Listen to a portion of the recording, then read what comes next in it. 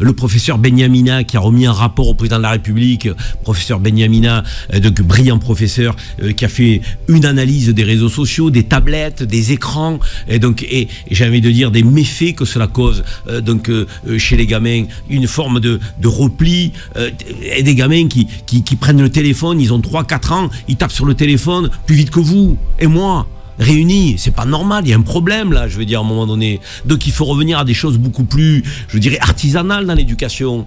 Donc la discussion, le dialogue, mais c'est vrai que soit vous avez des parents qui travaillent, donc l'enfant, il est à la garderie, à la crèche ou à l'école, ils le retrouvent le soir, très tard, ils prennent la douche, ils le font manger, il n'y a plus trop de liens, il n'y a plus trop de sens, il n'y a plus sur le plan éducatif. Faut qu'on regarde notre société en face. Faut qu'on regarde notre société en face. Je veux dire, avant, moi personnellement, je rentrais de l'école, j'avais maman à la maison, elle faisait le goûter, elle te posait des questions, elle vérifiait tes devoirs, elle se mettait à côté, et qu'une maman sache lire ou écrire ou ne sache pas lire et écrire, c'est pas le problème, parce qu'on a des mamans qui sont analphabètes et qui s'occupent de leurs enfants magnifiquement bien et qui font même semblant de comprendre les devoirs, qui sont à côté de leur gamin et qui disent bon, il faut que tu apprennes la leçon, hein. Donc, et le gamin, il a une forme d'autorité parentale, il a la maman, il a le papa, et un des deux sont présents, il est encadré. On a une société aujourd'hui où les enfants s'élèvent tout seuls, a dit Farkan. On a l'impression qu'ils s'élèvent tout seuls. Il y avait une expression qui disait que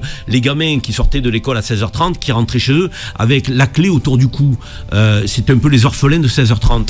Donc, et ils rentraient chez eux, ils ouvraient la maison, ils se mettent devant la télé et ils attendent que les parents arrivent du boulot à 19h, 19h30. Et le gamin de 16h30 à 19h30 se retrouve tout seul. Il a 10 ans, 11 ans, 12 ans, 13 ans, 14 ans. Mais pour structurer un gamin, on a besoin d'une présence d'adulte, on a besoin d'une présence parentale ou d'un oncle, d'une tante, d'une grand-mère ou d'un grand-père. Et je sais pas moi, il faut une présence d'adulte, quoi, je veux dire.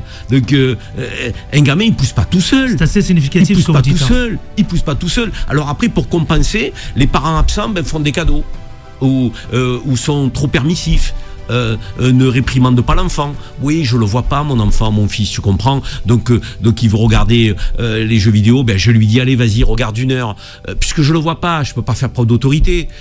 Donc je suis un peu laxiste, je lâche un peu la bride, comme on dit. Donc et du coup, on a des parents qui culpabilisent de travailler, culpabilisent d'être absent et compensent avec une forme de lâcher prise. Un enfant ne se laisse pas tout seul. Un enfant, il a besoin de la présence d'adultes. Il a besoin d'avoir un cadre, il a besoin d'avoir une autorité, il a besoin d'avoir des repères, il a besoin d'avoir, je dirais, à un moment des interdits.